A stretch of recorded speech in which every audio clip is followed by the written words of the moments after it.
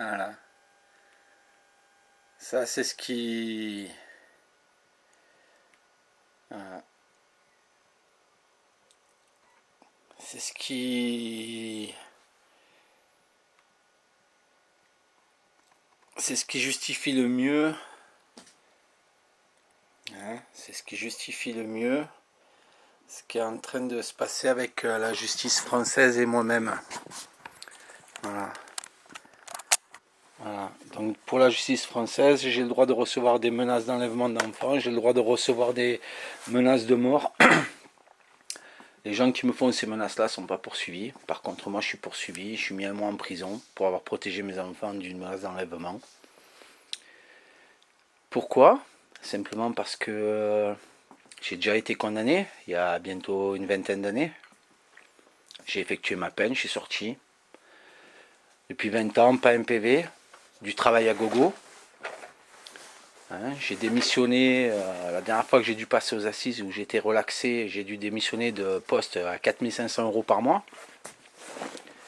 Le procureur est tombé des nues. Pardon, vous avez démissionné? Ben oui, j'ai démissionné, 4500 € par mois, j'ai démissionné.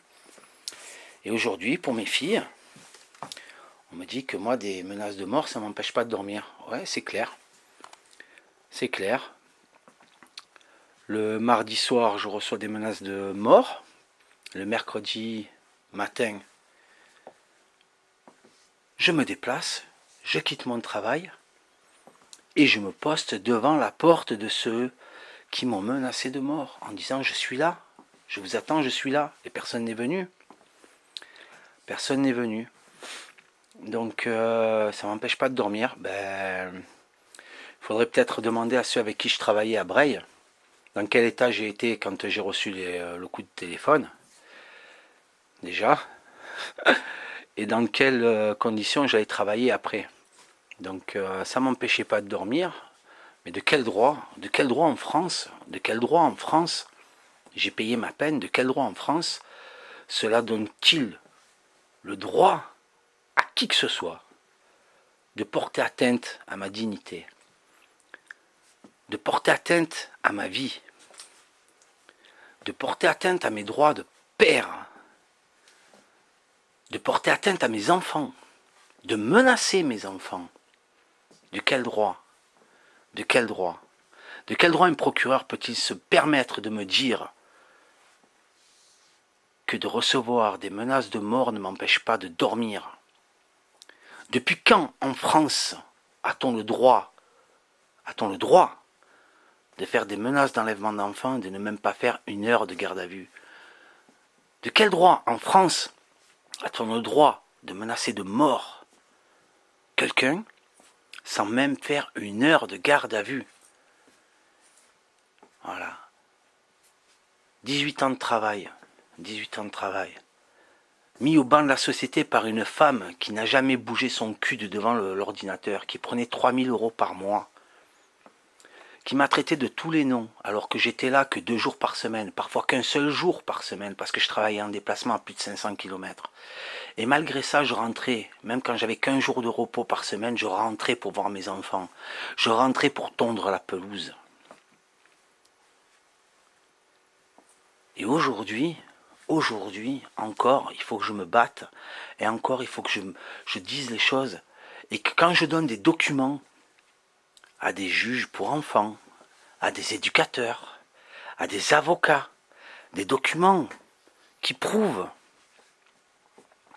que la mère n'a pas fait faire des lunettes à ses enfants, changer les verres de ses enfants, alors qu'elle a une carte verte CMU, elle ne paye pas un centime, et qu'elle continue à se pavaner, et qu'elle continue à avoir la garde des enfants, qu'elle continue à les maltraiter. J'ai l'enregistrement téléphonique de ma fille avec sa mère mardi dernier, où elle dit que la grande de 17 ans est allée voir le docteur, qu'elles sont sorties à 19h30 de chez le docteur. Aujourd'hui, nous sommes mercredi 11. Ma fille est rentrée chez sa mère en pleurant dimanche. Elle toussait un petit peu. On est mercredi, elle n'a toujours pas vu de docteur, elle continue à tousser. Je pourrais mettre l'enregistrement téléphonique de ce soir que j'ai eu avec mes enfants où on l'entend tousser. Elle n'a même pas eu droit à un aspégique, mais elle a eu droit à l'école et au centre aéré aujourd'hui. Elle a mal à la tête, elle n'a pas eu un aspégique, elle n'a pas eu de sirop, ma fille. Elle n'a pas vu de docteur, ma fille. Il y a 2 ans en arrière, une semaine complète de conversations téléphoniques où mes filles se plaignent d'avoir mal au ventre, mal à la tête, d'être malades, et où elles sont allées à l'école, où elles sont allées à la crèche, où un dimanche je suis allé à la gendarmerie pour porter plainte pour ça.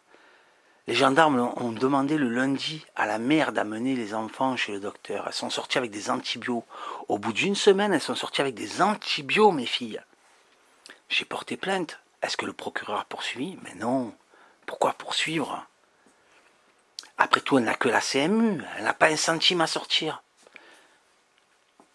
Et moi, quand je vais devant un tribunal, on me condamne. Moi, le père qui a mis ses enfants en protection de menaces d'enlèvement, on me condamne à 1 mois. Je passe en appel et on confirme les 1 mois.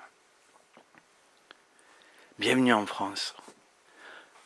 Bienvenue en France où la justice du 04, parce que je ne vais pas mettre tout le monde dans le même panier, hein, ça serait dommage, se fourre le doigt dans l'œil tellement profond qu'ils peuvent s'épiler le trou de balle.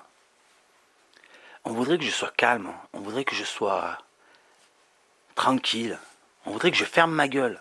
Eh bien ça va être l'inverse, parce que malheureusement en France, la seule chose qui paye, c'est de foutre le bordel, c'est de crier haut et fort, c'est de se faire remarquer, c'est d'attirer le regard, d'attirer les feux, que tout le monde regarde. Il faut un scandale pour que ça se bouge en France.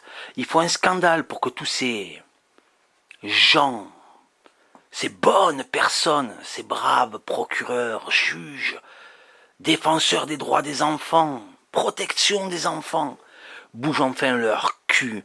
Aujourd'hui, j'ai reçu un appel de Madame Calva. Je vais le mettre. Je vais le mettre bientôt là. Je vais le mettre. Je l'ai eu aujourd'hui. Je vais le mettre bientôt. Édifiant. Édifiant. Édifiant. Parce qu'aujourd'hui encore, elle se rappelle très bien le lundi où elle est allée à l'école à Fort-Calquier et où le directeur lui a parlé du plan de maman. Ce fameux plan où on va entendre bientôt les deux films hein, de la sortie de l'école, où mes filles sont terrorisées parce que la mère leur a tellement mis le cerveau à l'envers, elle leur a tellement défoncé le cerveau que mes filles ont eu peur de leur père. Pour tous ceux qui me connaissent avec mes enfants, pour tous ceux qui m'ont vu vivre avec mes enfants, ben ils verront. Pour tous les autres, ben, ils se diront, putain, mais ouais, effectivement, elles sont terrorisées par leur père, ces enfants, sauf que elles sont terrorisées, ça fait 1 mois qu'elles m'ont pas vu, quoi. Ça fait 1 mois qu'elles m'ont pas vu à ce moment-là, mes filles. Et la mère se justifie auprès des services sociaux qui sont au courant des menaces d'enlèvement d'enfants, qui sont au courant des menaces de mort, qui ont entendu les enregistrements téléphoniques de ces menaces et de ces menaces de mort et d'enlèvement. Et on prend pour vrai ce que la mère dit, à savoir, c'est une note d'information quand même par les éducateurs. Je pensais que la juge et mon avocate, le 17 septembre, m'ont laissé entendre que je ne devais pas donner les petites à leur père. Et le seul moyen que la mère a trouvé pour faire en sorte que les petites ne partent pas chez leur père, c'est de bourrer le crâne aux petites, d'aller le jeudi voir le directeur de l'école pour lui dire mais mes filles sont terrorisées, d'aller à la gendarmerie avec les enfants pour dire qu'elles sont terrorisées. Vous avez sur YouTube les enregistrements où j'appelle le vendredi le matin la gendarmerie en leur demandant écoutez, je suis bloqué, il faut absolument que j'aille chercher mes enfants, je ne peux pas m'approcher de Fort-Calquier, je demande une escorte. Je demande une escorte, on m'escorte. Entre 4 gendarmes, je vais à l'école, je récupère mes enfants et vous m'escortez jusqu'à la sortie de Fort-Calquier. On ne peut pas faire. C'est pas qu'on ne peut pas faire, c'est même pire que ça, c'est qu'on n'a personne de disponible pour le faire. Et il y a 4 heures moins le quart, vous avez aussi les vidéos. 6 gendarmes à l'école, 3 qui rentrent pour vérifier la grosse jugement pour voir si effectivement j'ai le droit de diligenter quelqu'un pour venir chercher mes enfants. Qui interpelle ma nièce pour lui demander sa carte d'identité, lui demander son adresse, etc., etc., etc. Alors que la grosse jugement dit que j'ai le droit de le faire. Et que le matin même, on m'a dit qu'il n'y avait personne de disponible. Bienvenue en France. Bienvenue en France. Où la gendarmerie ne se met de Forcalquier, parce qu'il ne faut pas que je mette tout le monde dans le même sac non plus, où la gendarme de Forcalquier se met au service d'une personne, une seule, la mère de mes enfants, où cette même mère peut inscrire ses enfants sans même mon accord auprès de la mairie. Bienvenue en France. Bienvenue en France. Alors sachez tous, procureurs, juges, services sociaux, d'ailleurs les services sociaux ce matin je leur ai parlé, allez tous vous faire enculer. Allez tous vous faire enculer. Je ne suis pas de ceux qui vous lèchent le cul, qui fait des manigances. Moi, c'est du clair et net. Ça passe, ça passe, ça passe pas, ça passe pas. Si je dois aller en prison, je vais en prison. J'ai tapé 8 ans de prison. Vous croyez que les 1 mois que vous m'avez fait faire en septembre m'a calmé? Sincèrement, vous y croyez?